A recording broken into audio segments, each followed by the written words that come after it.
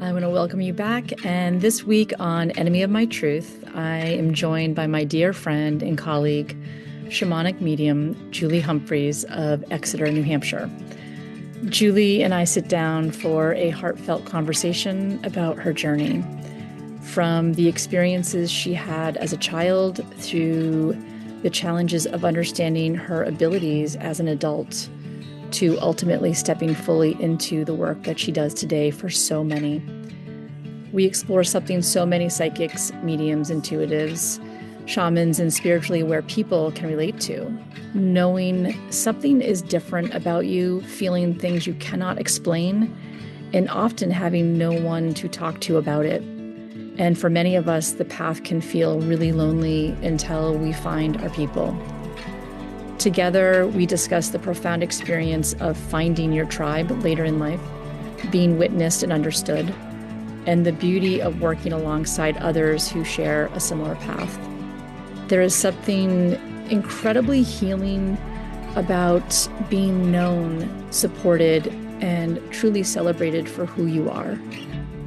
We also talk about the extraordinary work Julie does as a psychic, a shaman, a medium, tarot reader, mentor, and teacher. Her dedication to helping others heal, grow, and really reconnect with themselves shines through in everything she does. Julie shares not only her wisdom and experience, but also the compassion that comes from walking her own path through life's challenges. Over the past year, Julie has navigated the profound loss of someone deeply important to her. Through that experience, she has continued to hold space for others while honoring her own healing journey. A testament to the strength, grace, and authenticity she brings to her work. I'm deeply grateful to call Julie a friend and so honored to share her story and thankful for the light that she brings into the lives of so many people. If you'd like to learn more about Julie or explore working with her, I'll include all of her information in the show notes. Thank you for being here. I'm so glad you're joining us. Let's dive into today's conversation with the incredible and talented Julie Humphreys. I am so excited today and honored to be sitting down with my beautiful friend and colleague, Julie Humphreys of Exeter, New Hampshire, shamanic medium. Julie, I'm so glad you're here today, and I want to welcome you. Thank you. Thank you. I am so excited. Oh, this is the journey, and I guess what I would love is for you to bring us back to your earliest memories about how you would have felt energy, understood energy, and bring us through your journey of where you are today. Yeah, 100%. So very young. Let me see, very young. I'm gonna say probably six, seven, eight. Where I grew up on a golf course, which was surrounded by a tree nursery, which was surrounded by a cemetery at a dead end. Okay, so ample playground for spirits to be like, look at this weird, lonely little kid. Let's see what we can do to her.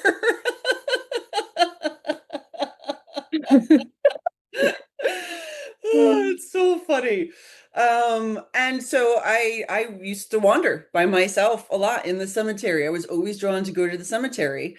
I always loved being outside, and I remember walking around and just feeling like there was, and I can put words to it now, as an adult, but walking around the cemetery and just kind of wandering, meandering between the headstones and looking at the pictures on the headstones and feeling, hearing, sensing that I wasn't alone and it was okay. They were like playmates almost, companions.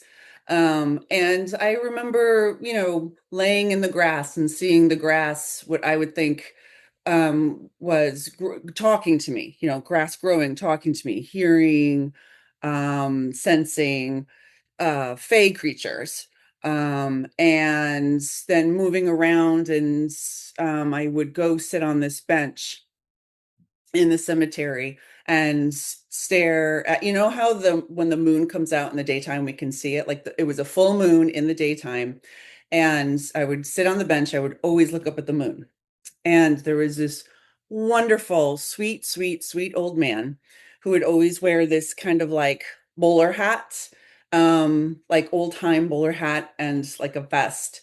And he would talk to me and explain to me, or not explain to me, but he would tell me stories about what all the markings on the moon were. And so I would just sit enthralled and I loved it. And I would go and I would go to the bench and I would see him and he would tell me about all these stories on the moon. And then after one of these storytelling times, I'd go and talk to my mom about, things that, bugs. I would bring in bugs and stuff, much to my mother's dismay.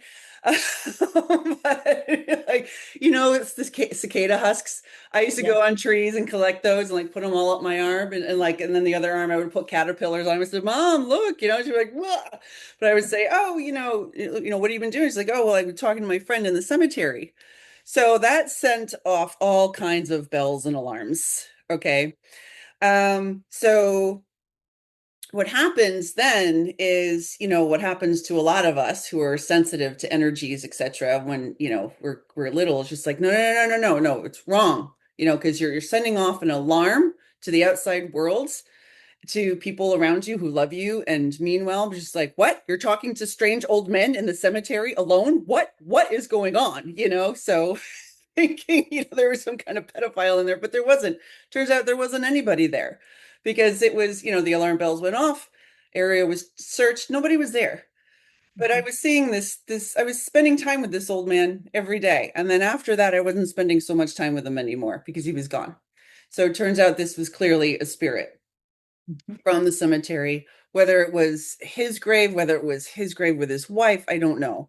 But that was the first time I think I felt like, oh, okay, maybe this, it just made me feel like it wasn't something I could share because I was upsetting people around me. As a kid, we're Yeah. natural people pleasers, right? Especially our parents. And, they meant well. I mean, I would have done the same thing.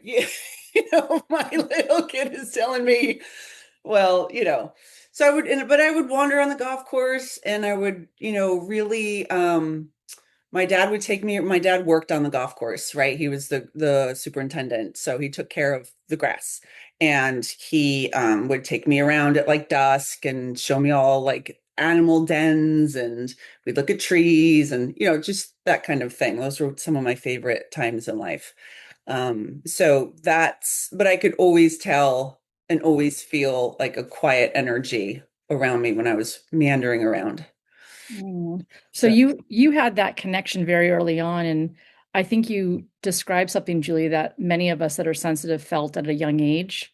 And unless it's encouraged and our own parents are waving incense around and they have the books and you're having that dialogue and that understanding, it's something that we do shut down. It's something that makes us question. Of course, you're talking to an old man in the cemetery, and anybody's gonna be like, "What are you talking about?" And right. then you're like, "Wait a second," where it's the most natural thing to be connected so closely to spirit and to energy at a young age in such a beautiful way. Mhm. And then we start to silence that as it tends to happen. And I also notice that being outdoors for many of us with the animal kingdom, Mhm. the Fae, all these things were such a natural part of our upbringing because it helped bring us closer to that energy every day. And so I Absolutely. can imagine you coming and showing your mom like the caterpillars and the, all the, like look at this, and then in connecting with the animals, it's like where your safe space was. So you're a young child experiencing this. So did you notice as you, and I've noticed this, I don't know if you have, that those that hit puberty, and when we hit puberty and we kind of go into the early teenage years, it starts to surface again, Mhm. something in that connection where it starts to show itself again within ourselves when we've maybe shut it down, or it's just our imaginary friends, whatever. Mhm. So as we bring you through your childhood into young adulthood, teenagehood, did it start to surface itself for you again? Or when did you notice it really starting to kind of come up to the surface again to get your attention?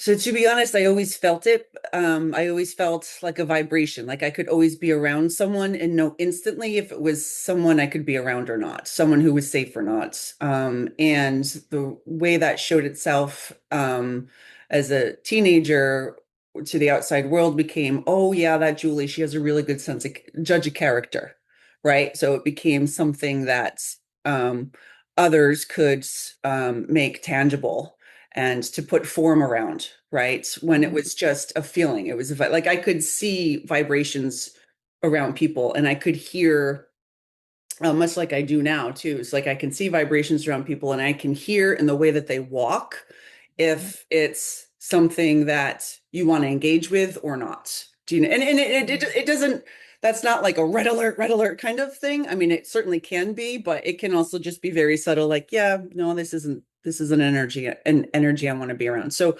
around, so it was the way that it was coming around as a teenager, I would say it was definitely more sentient.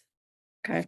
As you're really feeling that. And did Yeah. you have a resource of people around you, any friends, anybody within your family that was sensitive, that maybe didn't really step into it, but anybody you could really go to and talk to about your experiences, or was it just more of an internal process for you? It was 100% internal. Okay. Yeah, I didn't have anyone to talk to. Okay. So, and as that starts to become, and I know that a lot of us carry that silently. And then you start to meet your tribe as time goes on, and your tribe shows up in very interesting ways, right? Like our tribe of people, whether it's a book or an Yeah, individual or a family pet that comes to you, it's like I've known you forever. yeah. And so when did you start to really acknowledge this or speak about it in a way that it was calling you forward more for yourself? If we fast forward a bit, when did it really start to present itself to you to really start to step into this and honor it? To really, I would say through, when I got my first pack of tarot cards, that was probably that was at the end of high school, beginning of my transition into college, right? And it was like this really crazy looking German esoteric. It was spooky looking, basically, but I'm just like, oh, I've got to have that. Yeah. The spookier, the better. So that I would look through it and I just couldn't use the cards. And I think that even as my interests of what I read about, like whether it was the pyramids or psychic abilities or all of those kinds of things, it was pretty, I think, well known around like my friend groups, like, yeah, that's Julie, she might be a little weird, maybe a little off, but she's harmless kind of thing. um, but when it absolutely 100% just could not be denied anymore, it was way into adulthood. Um, when, excuse me, I mean, I've had a million and one experiences in between, say leaving the house at 18 and, becoming a mother for the first time at 39. Lots of experiences in between there. But when I had my daughter, and then my son 2.5 years later, I just cracked wide open. And I'm not 100% sure why, but I do know that the two pregnancies were very different. I felt postpartum with both pregnancies. And I was in the Boston area with my daughter, and then we moved to the West Coast. And then by the time that we moved up to Seattle, I had my son. And when we were in Seattle is when the head of it's when the volcano erupted. I started seeing shadows, more shadows, and everything was just happening in a way that it hadn't happened before. Mhm. And I would be seeing like I'd be sitting in my apartment in Seattle and I would look down the hallway and I would see people that I know who have passed walk past, like just cross the hallway. I'm like, wait, what? What's going on? Right. Right. And I'm like, and that time in life, it's like my husband was exploring his career and really building his career, which he did so brilliantly when we were out there.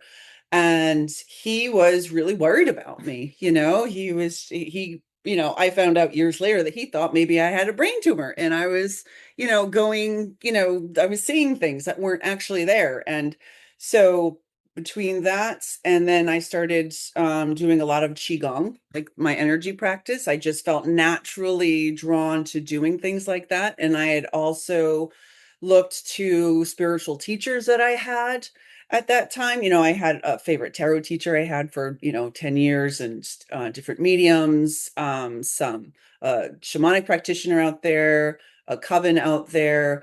There's a lot of different spiritual teachers I had access to at the time who really helped me kind of figure out, just kind of like pick me back up and be like, okay, everything's okay, and this is what's happening. And it never felt scary to me. It felt like I was just coming home the more that I was able to just lean into what was happening instead of fighting it or shutting it off. Because why would I do it shut it off at that point anyway? Because you can't really, right? Because it always comes back. You can try to stuff it down your whole life. That shit's gonna come back no matter what.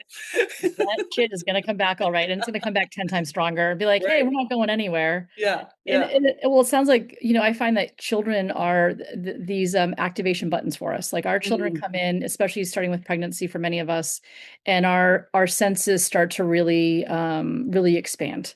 And Mhm. I believe it's that energy coming in to expand our experience and to push us to where we need to go. But as though those souls come in and say, hey, I know your soul, and this is actually what you're meant to be doing. So I'm going to kind of make it more uncomfortable for you. And I'm going to, you can no longer question as you are coming out of that postpartum stage to be seeing what you're seeing. Mhm. But did you start to connect the dots, Julie, from when you were younger? The man in the, the man in the moon, the man there at the bench, to like, buying your first tarot deck. Did you start to connect some dots at all? Because I know a lot of individuals who feel like they're going crazy. Like, Mhm. am I hearing voices? Am I schizophrenic? And I don't want to, I don't want to diminish that when people are going through Of course. something, mentally, and the seriousness of that.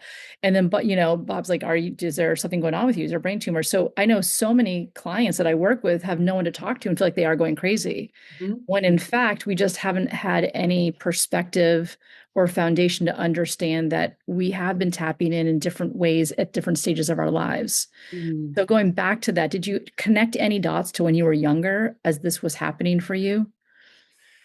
It definitely made sense. It was just, see, when I feel things connect and when I feel things starting to align, I, what that looks like for me is just, I feel like a literal shift of energy in the core of my body, right? It's like a physical shift. So, sensation rather. So I felt more and more this soul level shift and hence alignment come into place the more I engaged with it and leaned into it and, cultivated it and fine-tuned it. And so it definitely wasn't, and it rarely is, I think, for people like us. It wasn't definitely like a conscious decision. It wasn't a conscious connecting of the dots, but it was definitely something of me feeling like, okay, this is in fact me. This is, in fact, something that is part of me. And after a while, it just feels like you just can't, you can't go back, right? Once you have like your initiation, like my spiritual activation was full blown, like I said, volcano happening in Seattle, 100%. And once you hit that point, you can't go back, right? I mean, I don't know why you would want to, but so it was definitely an alignment that was, maybe it was more of an affirmation. Like, okay, yeah, here I am. This feels Well, right. and I think also like when we're in this adulthood space, we're no longer looking to those our elders to give us permission to feel Hmm. what we're feeling. Like as the adult, it's like, well, you have to validate what you're feeling. Like it's on us. Hmm. And I find that connection with spirit like really pushes us to say, don't go to so and so and so and so. Like you have this, you just have to line up with it now. And that's the Hmm. part that's like, okay, then how do I do that? And Hmm. making it be okay. So as you stepped into that, you're on the West Coast. Mm. Bring us to the place of being on the West Coast and now and then coming back to the East Coast and what started to happen for you in between that time of finding teachers. When did you really start to understand and own? Because I think there's an owning piece, even if the people around us don't understand it. That can be one of the biggest things that holds us back because we're wanting that validation from others who simply don't understand it, nor how could they Mm. if they're not experiencing what we're experiencing. So we have to allow ourselves to go there in the unknown. And it can be so scary and so isolating because we have no one to talk to other than maybe a book Mhm. or yourself or spirit. So you're like, that's all you're left with, and you're just there every day in and day out. So you're in Seattle, you're in your early 40s, Mhm. and it's like, okay, we're here, volcanoes erupting. So then bring us through that point of what started to really shift for you. I think um I think really my what am I trying to say? My safety blanket with all of it at first were my cards, my tarot cards, you know, because I was taking a tarot course. It was a couple months long or whatever it was, and um I feel that my life has been largely led by spirit, right? And I feel that that time in Seattle was a whirlwind, and it was a time when things just kept showing up for me. You know, the tarot class was there. Yeah, I'm going to do this. And all kinds of revelations came. It was actually that tarot class ultimately that I got home one night and I said to Bob, I'm just like, okay, we have to start getting ready to move back to the East Coast. And he's just like, what? Yeah. But it was the surest thing that you knew. Like, and Yeah. why was that? Like, what do you think that was that made you feel that way? It was that shift that I felt in my body after I had, and it was a class, and we were practicing and we were reading, and it was something that just shifted in me. And the knowingness was it's like a light bulb. The knowingness moves into my body, Yep. it shifts and aligns, the light bulb goes off, and then I act, right? Yep. Yep. That's how, I've been living my life as a spirit-led person. And so it was that night, and because I'd been thinking, what I'm antsy out here. I'm antsy out here. Are we really raising our kids out here? What's going on? And I was always questioning, always wondering. I found a shamanic teacher um, out there, and I did a few full day meditations with her group. And I found another shamanic practitioner out there who I had an actual shamanic healing with, which also broke me wide open. So it was like Seattle was a very intense experience. Everything was like extreme, which says a lot about Seattle. Um, so when I had to go back to that tarot reading anyway, I went back and I'm just like, okay, right, this is it. So we're moving back. It's just something that comes into my knowing and it locks in, and that's what it is. And so when I went home and I said that, and he's like, "Oh my gosh, really?" And I'm just like, "Right, well, it'll take some time." So within a year, we were moving back to the East Coast. Okay. Yeah. And it's interesting through the guise of tarot. So you're talking about this, like tarot brought you in, like that was the Hmm. tool. Hmm. And I think the tools will pull us in at our level of awareness or comfort level. Like, Hmm. okay, that there's something there. And so it's interesting when you say that because how much more you have expanded beyond the work with tarot and Hmm. being drawn to the shamanic. I find that there's this very strong magnetic pull. Like if someone had a leash on your solar plexus, it's just pulling you and you're like, wait, I'm Hmm. not ready for this yet. It's like it's going Right. no matter what. Right. Exactly. 100%. And you can experience um so many of those feelings, and you don't know what form it's going to take. But you can go and you can, like, for when I was in Seattle, for instance, I experienced all of those tarot classes and all those sessions with a lot of people. And this isn't all like joy and fun. Like a lot of it was like, you know, pretty intense, and some of the people were wicked crabby, and like Yeah. it was like, I definitely was getting the grit earned. But so all those experiences and the experiences and the revelations and the insights that I got through my shamanic healings, and then the experiences that I had in those shamanic meditations, and them working with plant people and some witches and covens in Seattle. It was like, so there were all these experiences. I didn't necessarily know what any of it meant. And I also just went with it because I knew that every experience that I had and experienced and felt was just filling me up, right? It was adding more pieces of me to me that I was to later be able to um, kind of quote unquote define a little bit more, refine, I guess, into something that I could actually share with the world and help people with, right? So that was definitely a tool building time. Yeah, and a couple of things on that. I think the intensity was very obviously we know this is deliberate. The intensity to really birth you in Mm, Seattle, like that was the place to like we have to, it's like if Julie's a level 10, we got to bring her level 15 yeah. to really get her attention. And so hearing your experience, I'm like, yep. And I Yeah. think you bring up a really interesting point about I think so many of us step into this work and work with many teachers as we should. And then we're like, well, what do we do now? Like, what do you have to get to the point where you're like, okay, let's take the training wheels off.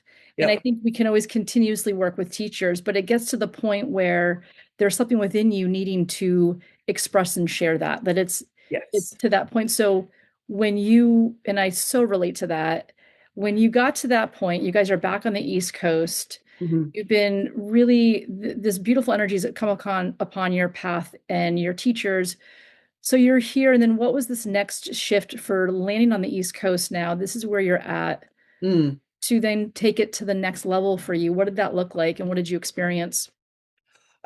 Tried to go to a spiritualist church when we first moved to we weren't in Exeter at that point. We're in a different part of New Hampshire. And I went a couple times. That particular church didn't resonate with me. Fine, no problem. And I don't remember how it came up, but it probably I don't know. I won't pretend that I know because then I'd just be making stuff up. But when um I saw somewhere somehow mediumship training. And when I was probably 20, 21 years old, a spiritual person that I'd seen, she was a medium. I still work with her to this day. But she had said to me, she was, "You are a born medium."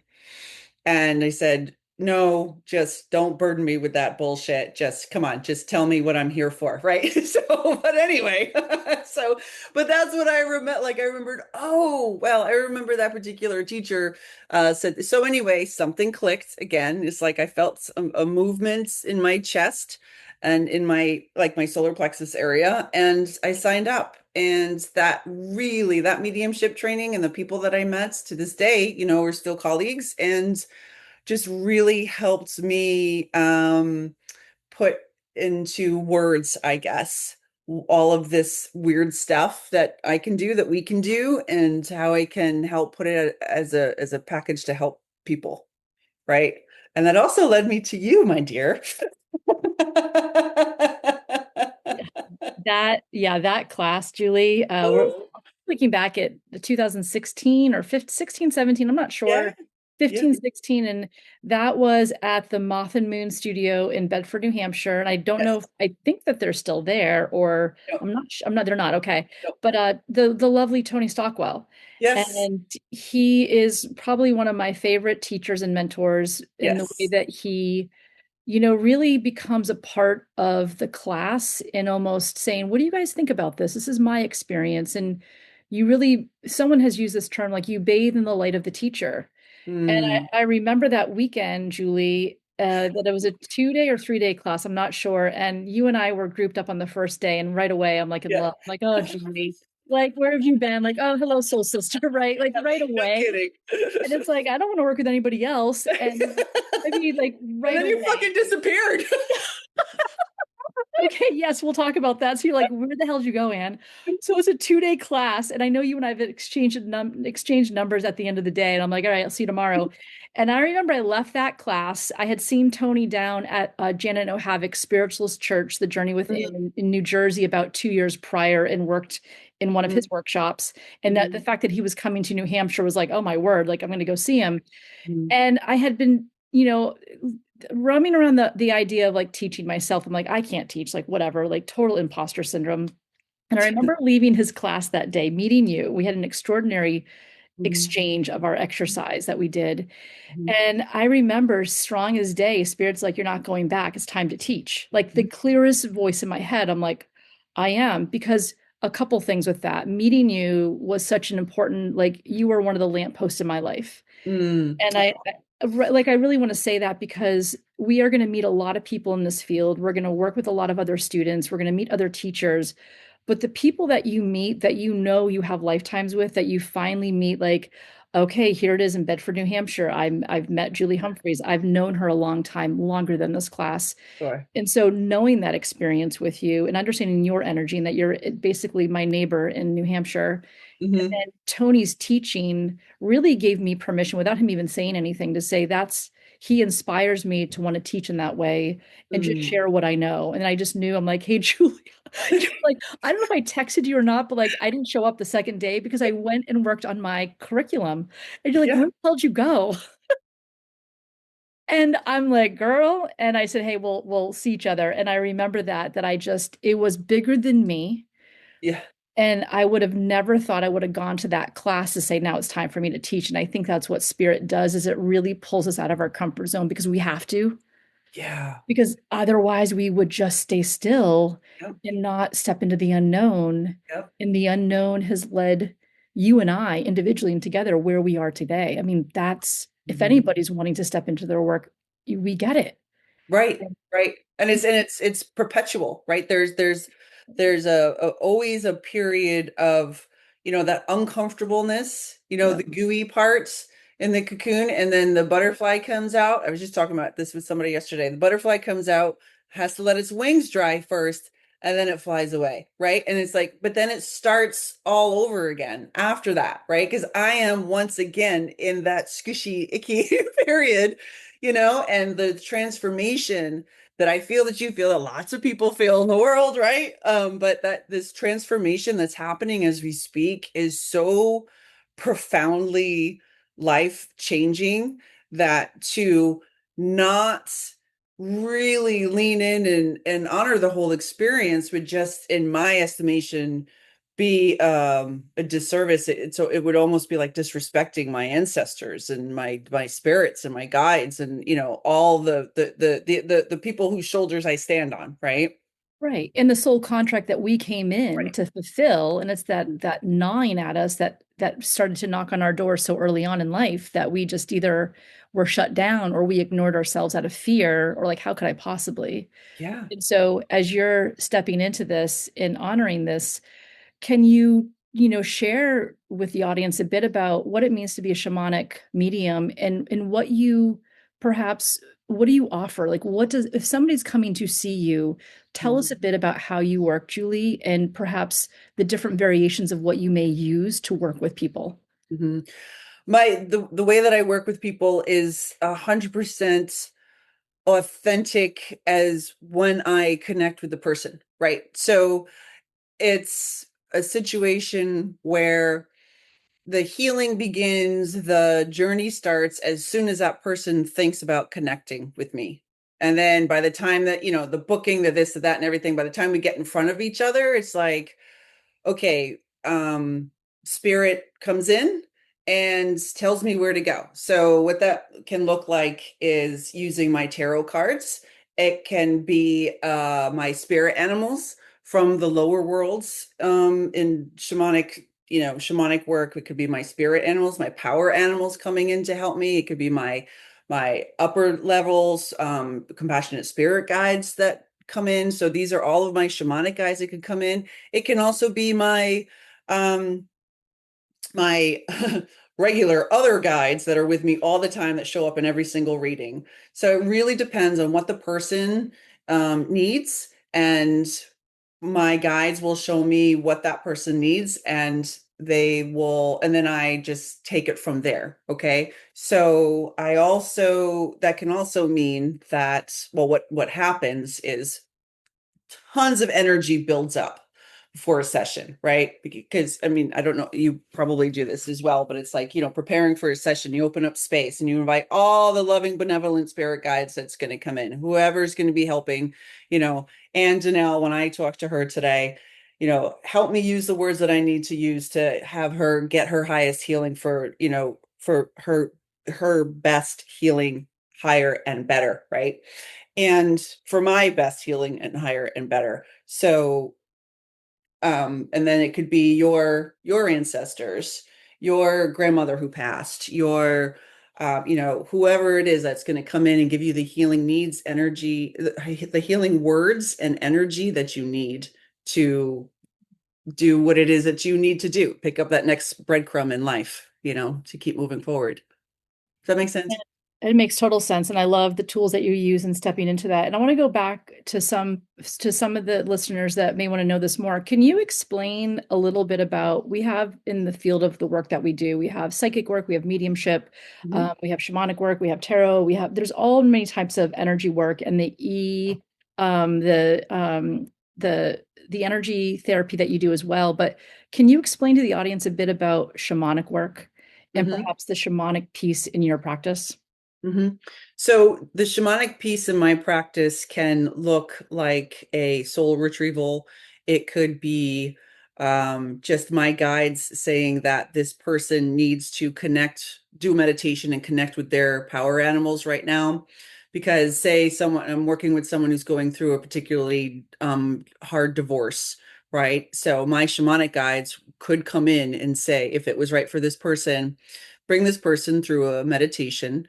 We would call it a journey in shamanic work. Bring them on a journey, which is a meditation, to meet their power animal, because that animal that they meet in that meditation is the energy that they're going to need to call upon through these next 6 weeks, 6 months, etc., whatever it is, to give them step into just be empowered in their next steps in life going forward with through this divorce. So it can be very so it could be something like that, or it could be a soul retrieval, like I said. And there are many different ways of working with shamanic medicine.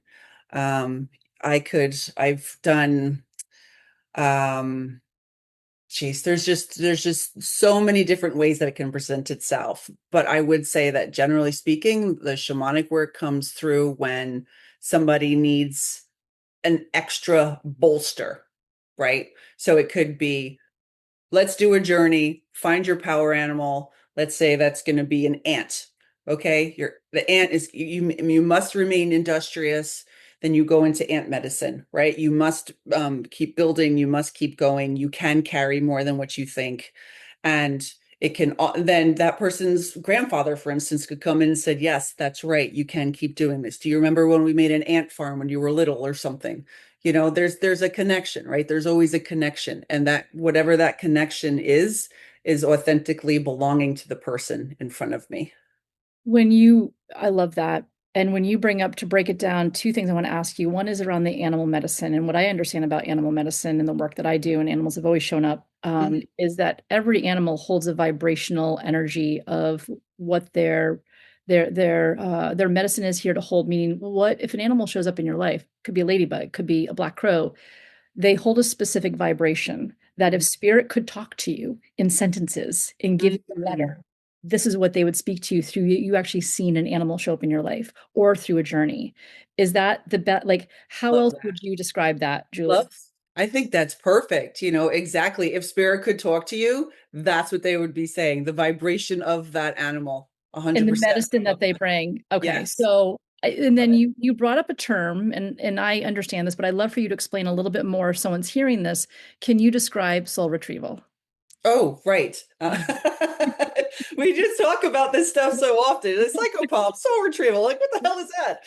Um, but yeah, soul retrieval. So when we experience different traumas in our life, everybody will experience traumas in their life. It's believed that a piece of that person's soul um, is taken off of, it leaves the main soul to protect itself somewhere, and it hides somewhere in the body. And that could look like something down the road as anxiety, right? Maybe somebody is suffering from excessive anxiety and they think it's, well, they don't know what it's from. So if I'm speaking to somebody and they're telling me their story, and then that's when my shamanic, and if that's in fact what it was, my shamanic guys would come in and they would say soul retrieval, right? Soul retrieval. So I would explain to the person, okay, so talk to me about, what traumas you may have had when you were younger, that maybe you had to do something, go somewhere, change your thought process in order for your body to protect itself at the time. You had to protect yourself because, and that's exactly what it's supposed to do, right? So, but as an adult, these things change. Excuse me.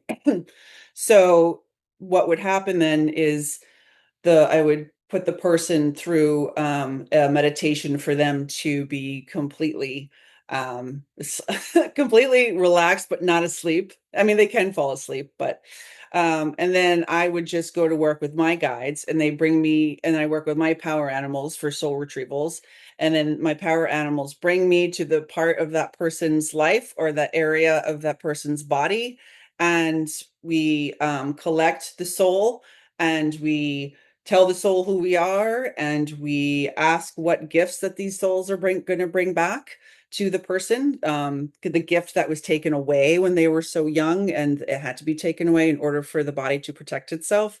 And then we bring it back, and then then we work with the person to help them really embody and lean into and absorb. That's the word I want to use. Absorb the energy that was brought back to them, the gifts of them, the gifts that was theirs in the first place, bring it back to them, and how that can help them feel like a more whole soul, more whole person. Would they do that? Lovely explanation of that. Thank you. And would they have one session with you? Does it just depend on the traumas, the amount of work somebody may need to sometimes one session's not enough, or you might do multiple sessions with the individual? It absolutely depends on the individual. And a lot of times too, it's not like somebody has to come here and, list all their traumas. I mean, who the hell wants to do that, right? Not me. No, thank you. So it's like it doesn't have to be a full disclosure, show and tell kind of thing. You know what I mean? So and you gotta have a sense of humor about this stuff too. You got it, because the work is very, very deep, and the work is very, very profound and powerful. And we can't stay in that kind of energy all the time. And and how I work anyway, and I think this is what spirit has definitely bestowed me with, is a good sense of humor to understand, the darkness as much as the light, and the light as much as the darkness, right? Because you have to have both. Every spiritual worker hopefully knows this. It's like, the light always pushes out the dark, but you need the dark in order for the light to be able to push it out. Totally. So to answer your question anyway, it could be multiple times. I mean, I wouldn't want to see somebody once every month, right? That's different. But I have, for instance, worked with people going through divorces or leaving narcissistic relationships, or some kind of or business deals, especially in real estate. I could be working with somebody every 4 to 6 weeks for a limited period of time. Sure, sure. So they can integrate the work. And I think that's so important to, and also have them honor their own progress and understand what they need. Mhm. Yeah, I really feel that with the work that you're doing too. And I always say that the session just presents itself. Like we just never know, like don't have any expectations. See what's Right. gonna happen. And I think there can be a lot of impatience with someone's own healing. That's part Yes. of what we have to heal, that it's just there's no linear time with that. It's Right. it's a back and forth.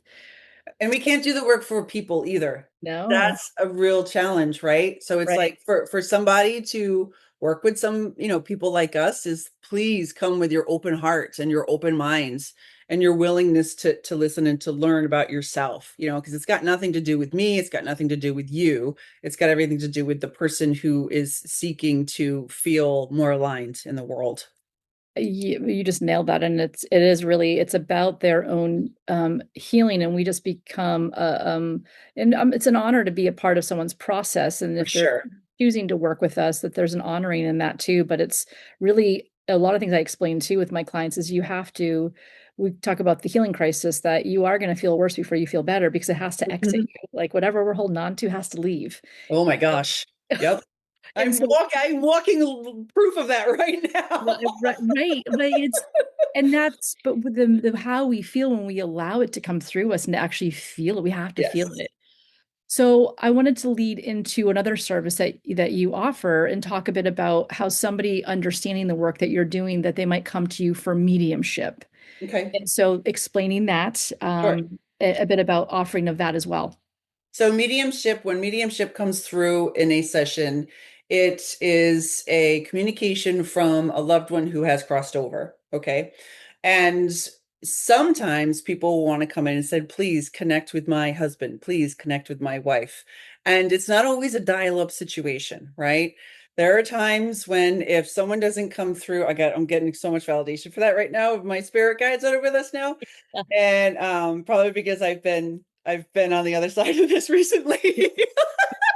But anyway, yeah, so it's right. So then whatever loved one that you are ready to hear from will show themselves. And it's important to say, okay, so there's someone here. He feels like a grandfather.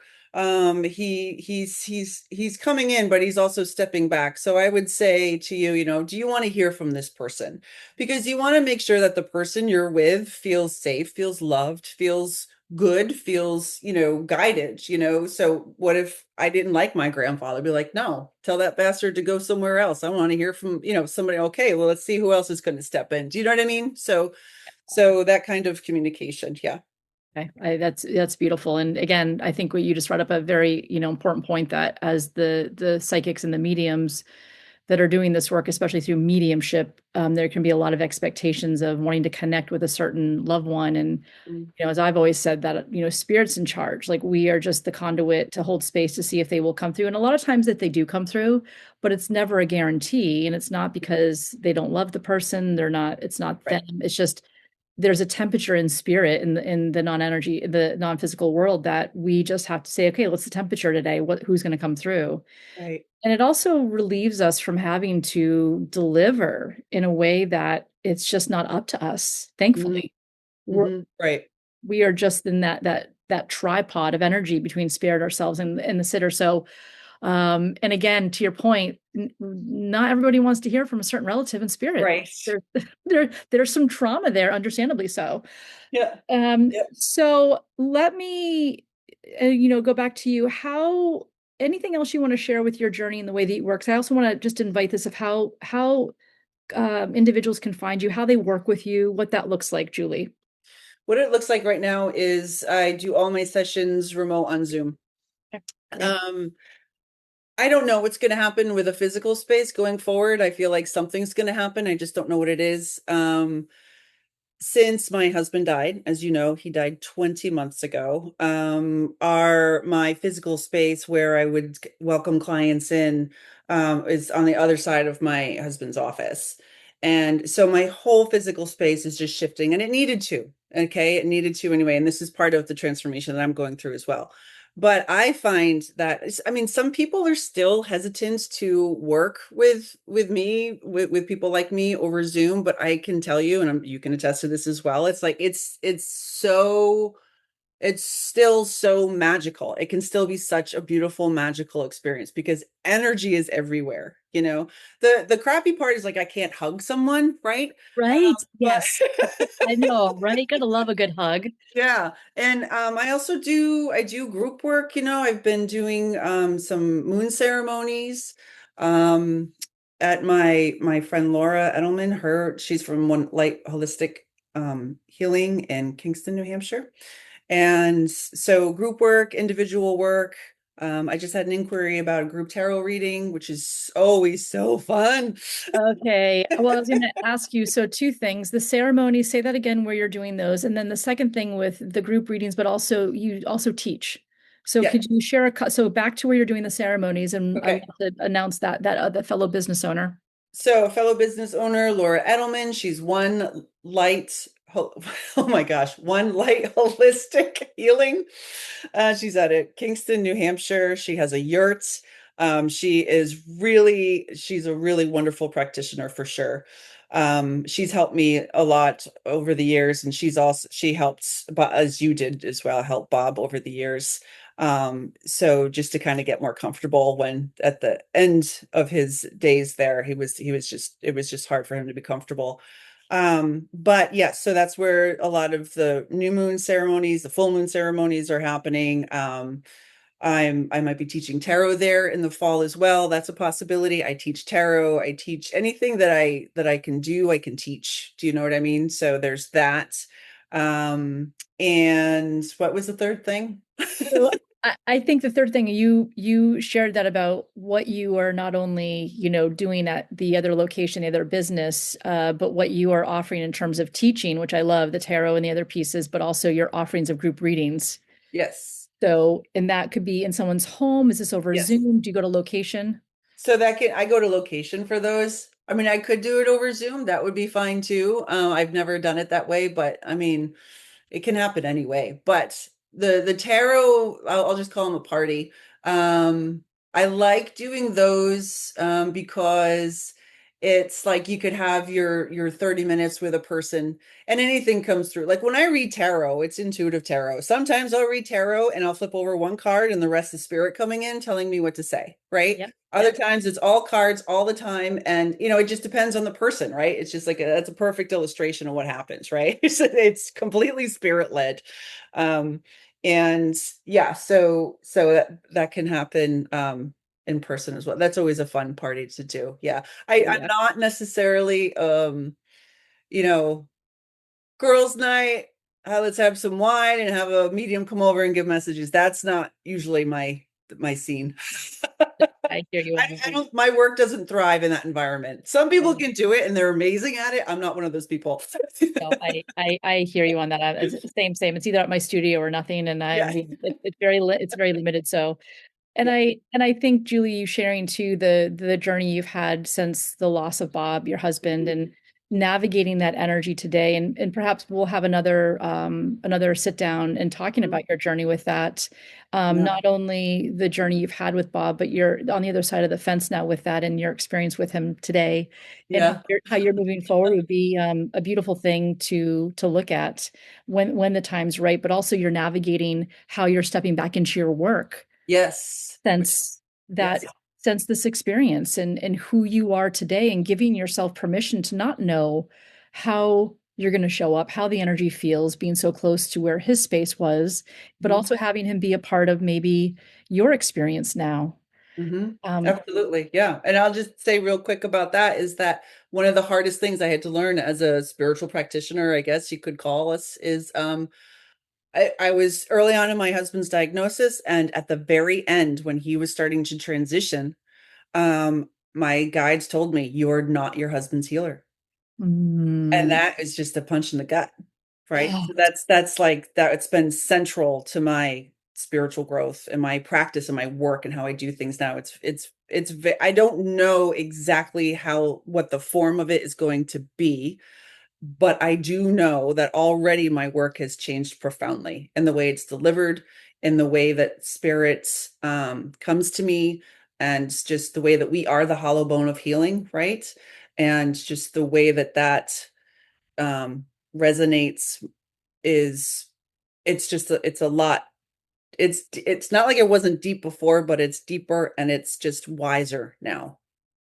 well, I mean, the way you just explained that too, and just sharing that you're not his healer, and anybody who's in that healing space, I think our greatest teachers are our loved ones, because Mm-hmm. there's a limitation to that, and that's very difficult, Mm-hmm. because you're so Sure. close to it. Because we are so close to it, we're just unable to really go there, and that is, and so Bob has become an incredible teacher for you now. Yes, for And, sure. For sure. And I write a lot about that on Substack as well. Yeah. So can you share? So this is what I would love to transition into, as I we're just getting started right now, and how can the audience find you in the different forms? Because you're an incredible writer on Substack. That's one of the areas. But can you share with everybody how they can work with you, how they can find you in all those places that you are at? Yep. So Substack, Julie Humphreys, juliehumphreys.com. You can find every link on my website. So Julie Humphreys, Humphrys, Julie Humphreys, I am plural. Um,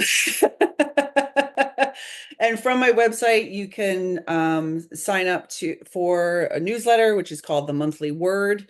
So that's been quiet, but I'm picking that up again as of late. Again, just another transition since Bob was sick and then went his ultimate transition. So Substack, and then I'm on Instagram, on Facebook. I don't have a huge social media presence, but you can absolutely find me at juliehumphreys.com. Right. Oh, yeah, beautiful. And we're going to put all those all those links in the show notes, and so people can find you and work with you and understand how beautiful your energy is. Oh, And you have thanks, a Dan. beautiful website and just your offering. So Julie, thank you. Thank you, So Anne. Super so fun. Thank you, thank you, thank I you. this is a conversation you and I would have like on a Tuesday I afternoon know. together, and there'll be many more of them. But I just so honor you, so respect the work that you do, and just Thanks. the soul that you are here in this lifetime alongside myself and doing this work together. But just to know you, and you love you to pieces, and thank you for the work that you're doing for others and what you're going to continue to do. And just thank you for being here today. My pleasure, Anne. Anything, anytime for you, ever. And thank you, Julie. Thank Please you. take good care. So much love. Bye.